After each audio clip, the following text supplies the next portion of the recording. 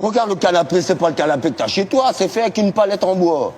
Regarde les accoudoirs, perceuse, vis. Il faut couper. C'est ça, Macron, hein? Il a pas ça. Macron a un canapé, un sofa, comme on appelle, en cuir véritable. Peau de chameau. La France est maudite, mon pote. La France est maudite.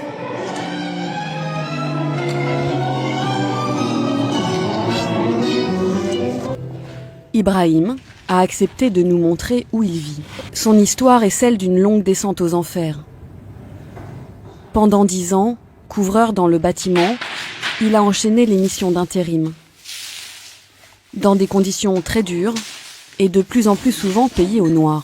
Puis un jour, sa femme le quitte et part avec leurs 5 enfants. Devenu travailleur pauvre, comme près d'un quart des sans-abri, il finit par perdre son logement il y a 8 mois.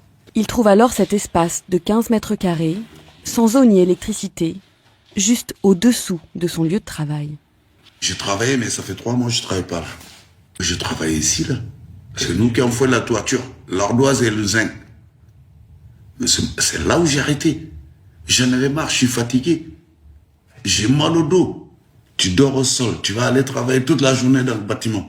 Mais j'étais fatigué, moi aussi, je suis pas une machine. Et j'ai fait 4 ans d'embauche. Après, au matin, il vient, il nous dit, là, je peux pas vous déclarer, je vais vous payer au black. Moi, je l'ai regardé, j'ai dit non. C'est pas bon pour ma retraite. Moi, je vais gagner quoi? Je dis, si c'est comme ça, moi, j'arrête. Je dis, je vais te faire la lettre de démission. Tu te retrouves à dormir ici.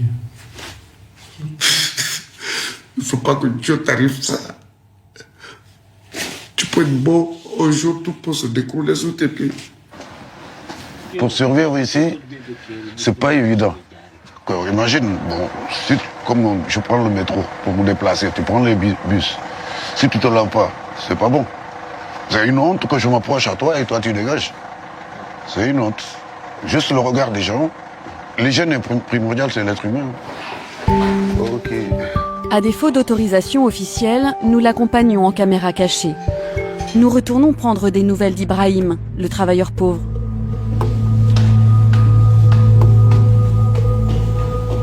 Mais nous trouvons porte close. C'est dans les toilettes publiques que nous apercevons enfin sa silhouette.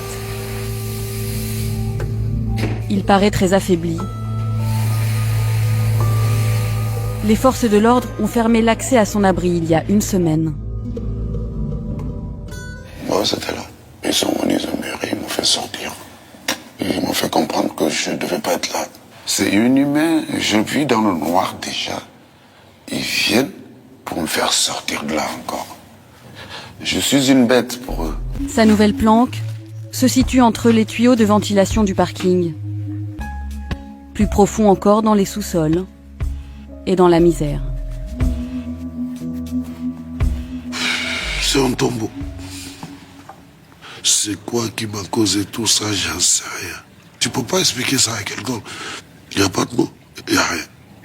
À part subir comme ça, là, mourir lentement. C'est ça, on est intérêt vivant.